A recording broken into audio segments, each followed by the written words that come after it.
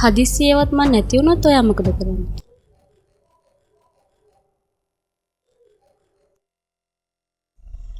Hello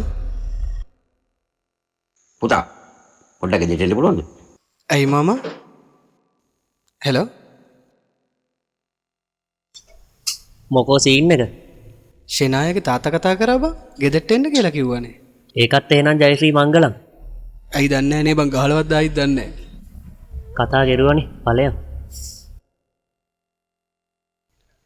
මට පට්ට සතුටුයි බං. මට හිතෙනවා අද වැඩේ ගොඩ කියලා. ඔච්චර දවසක් මම බයෙන් හිටියේ බං මාමාන්ට මොහොන දෙන්න. අද කතා කරපු වෙලාවේ වැඩේ ගොඩ දා ගන්න ඕනේ. වැඩේ ගොඩ දාගනි. එලකිරි මං ගිහලා එලකිරි. ළඟදී වෙඩින් කේක් කෑල්ලක් කන්න පුළුවන් වෙයිනේ. එලකිරි.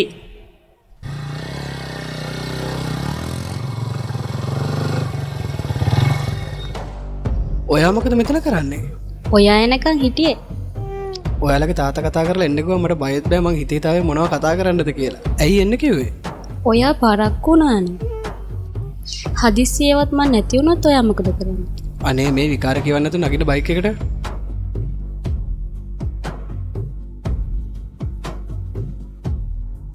ඔයා ගෙදරින් අහන්නත් පරක්කු වුණානේ.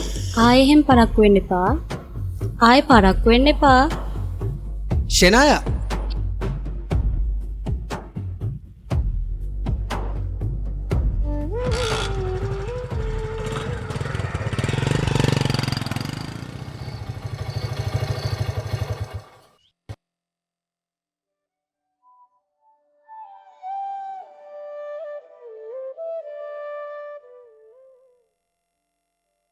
දුව අපිව දාලා ගියා.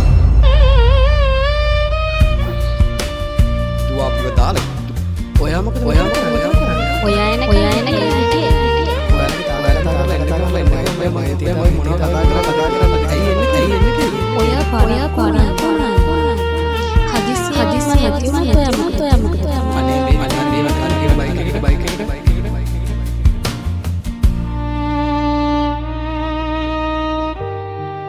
ඔයා ගෙදරින් ආයෙ එහෙම පරක්කු වෙන්න එපා.